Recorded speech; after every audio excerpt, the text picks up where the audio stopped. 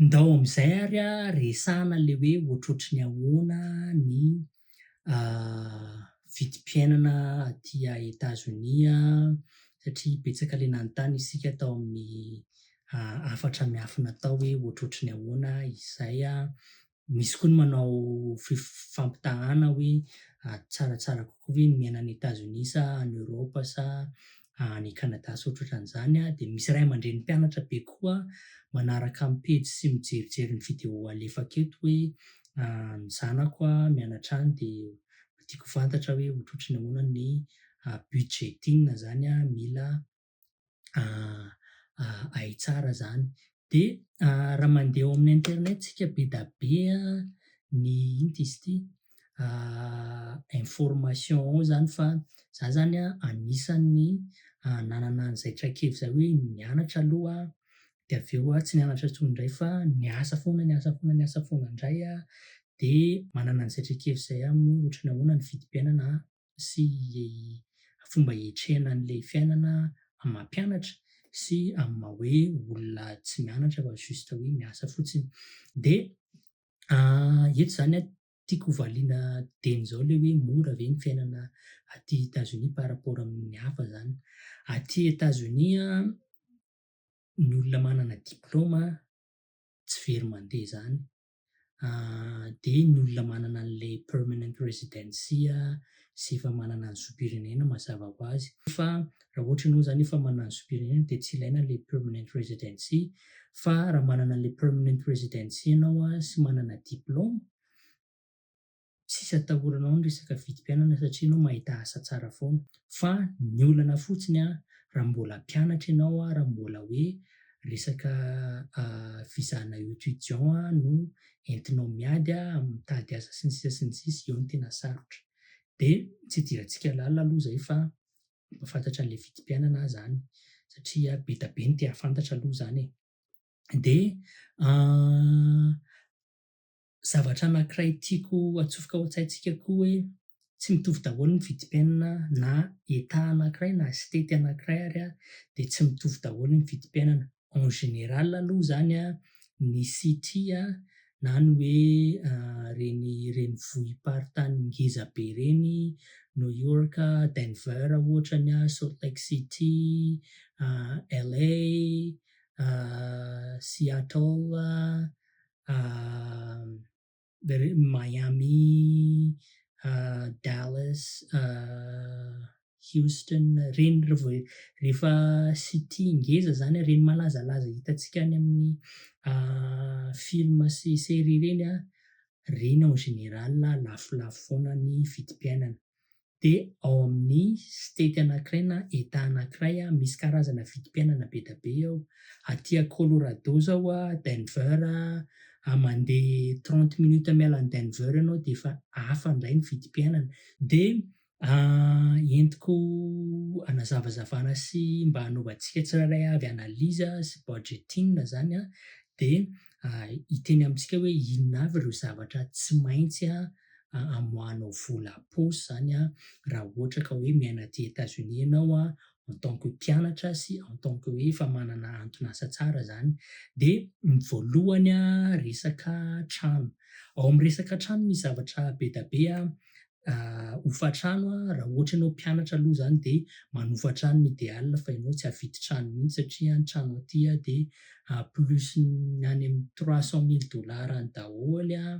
De mbola ao amin'izay resaka trano zay ny resaka bakan-jordira satria any amin'ny city ny aloha ny bakan-jordira, resaka rano, resaka rano malotonao rehetrarehetra iny andoavana vola koa any amin'ny city reny zavatra rehetrarehetra iny. Raha ohatra ianao mampiasa ino ty izy ty gazy ao an-trano de iny gazy iny mbola alohanao koa sy ny sisa sy ny sisa. De ireo zany ambangivanginy ireo. De raha ohatra ianao zany le tompo-trano de ny ankabetsahan'ny olona manana trano aty miteny izy hoe manana trano fa tsy anazy le trano fa any banky le trano de mandoa an'le antsoina hoe mortgage isam-bolana izy. De zay rehetrarehetra zay arakaraka ny mortgage-nao. Mortgage aloha zany matetika any amin'ny 1,000,000 mahery any daholo fa efa taloha zany olona mandoa mortgage-na 500 zany. De ny trano fotsiny zany raha tompo-trano ianao raha anao le trano de eo amin'ny 2000 eo minimum zany mila anananao. De mbola tsy ao anatin'izay ny wifi fa mety ho tafiditra ao anatin', ataontsika hoe 2500 eo zany incluant ny wifi. De raha ohatra indray ianao manofa, de raha ianao irery mpianatra kely ianao irery de arakaraky ny état sy ny cité misy anao misy namako zao any amin'ny toerana misy anazy $400 isam-bolana fotsiny alohany hofatrano. Reo zany zay zany ny trano, zany hoe fourchette-na 2500 eo zany ka hatramin'ny $5000 zany raha ianao no tompony raha manofa trano indray ianao de maximum $5000 eo foana satria raha Monterey Californie zao ianao no mipetraka $5000 ny one bedroom any. De ankoatran'izay de ny sakafo moa zany mazava ho azy ianao tsy maintsy hihinan-kanina fa ny sakafo aty Etats-Unis de mahita foana ianao. Ho an'ny mpianatra raha tena hoe miafy ianao de afaka miaina amin'ny alalan'ny food bank ianao, misy food bank foana. Food bank zany indray resaka fizarana sakafo isam-pokotany misy daholo de tsara tena sakafo tsara, tsy vady tsinjo na hoe atosika fameno, tsy ohatran'ireny fa tena sakafo mahavelona, mahavelona anao 2 herinandro. Mila fantatrao tsara fotsiny hoe tips kely raha ohatra ianao jerena le neighborhood, le fiarahamonina somary manamanan-karena de any ny food bank any somary tsaratsara zany qualité tsara satria reo olona reo ihany no manangona ny zay na ohatra hoe manana orinasa de mandefa an'le izy any amin'ny food bank zany. De ny sakafo moa zany tsy olana aty Etats-Unis satria na olona zay mahagaga anahy fotsiny hoe maninona mbola misy mpangataka fa ny sakafo tsy olana aty.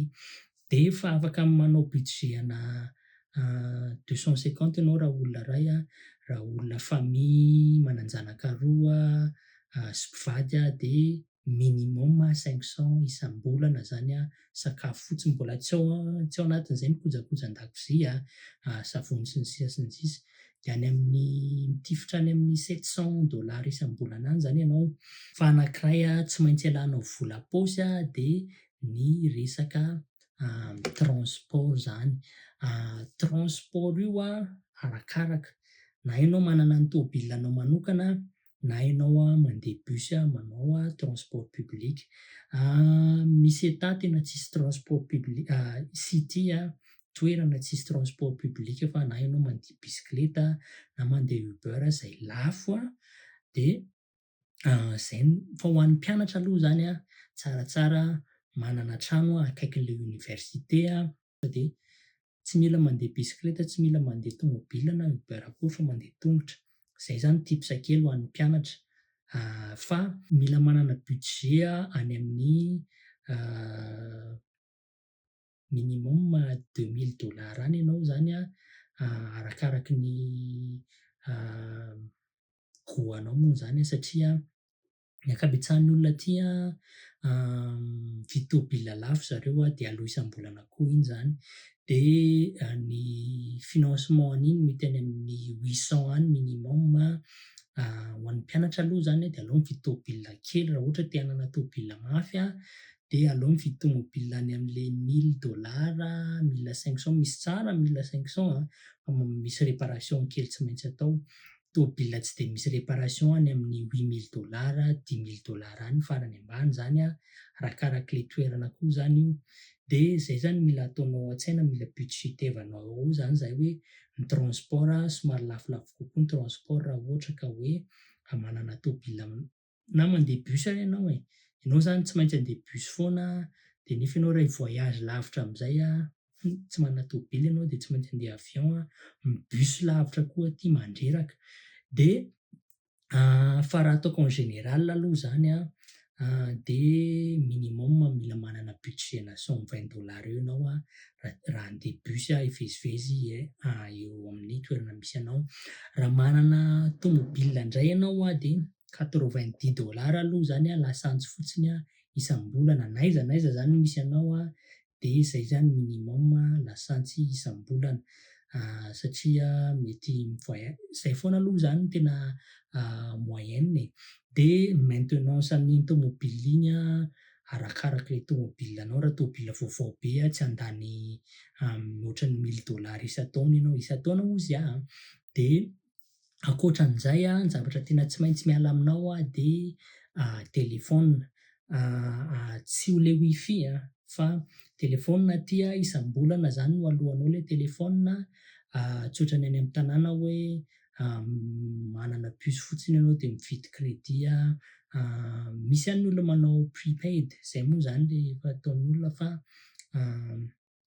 le mividy crédit vitsy ny tena mpanao an'izay fa aloha isam-bolana ny telefaonina efa misy afaka mandefa SMS limité ianao illimité ianao afaka miantso illimité koa ianao efa misy data ao anatin'iny plan-nao iny satria arakaraky ny plan zany. Misy ohatran'ny hoe misy olona zao mandoa $15 isam-bolana de illimité foana ny appel sy ny SMS fa any amin'ny resaka le connexion mety hoe 100 giga fotsiny ohatra ny azony isam-bolana de rehefa lany iny de tsy maintsy mandoa amboniny izy fa ny tena tsara zao eo amin'ny hoe $45 isam-bolana eo zay zany tolotra tsara, plan tsara zany. De zay zany anankiray. De raha ohatra ianao averina kely le trano teo ny ankabetsahan'ny olona koa manana wifi daholo fa raha ohatra moa zany mpianatra manofa trano ianao de matetika efa inclus matetika hozy efa inclus ao anatin'ilay hofantranonao iny ny wifi ao an-trano. De ny manaraka ity tena tsy maintsy ananana ity ankoatran'le assurance-na tômôbila, ny olona raha manana tômôbila koa de tsy maintsy manana assurance. Efa maro ny namana afrikanina, amerikanina tatsimo efa niditra kizo tamin'io tsy fananana assurance-na tômôbila io. Ataon'ny polisy mahita ny sarin'ny Jakoba ianao rehefa tsy manana assurance-na tômôbila. Assurance anankiray manaraka de assurance-na santé. Misy assurance-na santé de assurance-na nify de assurance-na maso. Fa ny assurance-na santé tsy maintsy anananao, ny fanjakana tena strict avereniko indray. Ny fanjakana tena strict amin'ny assurance-na santé.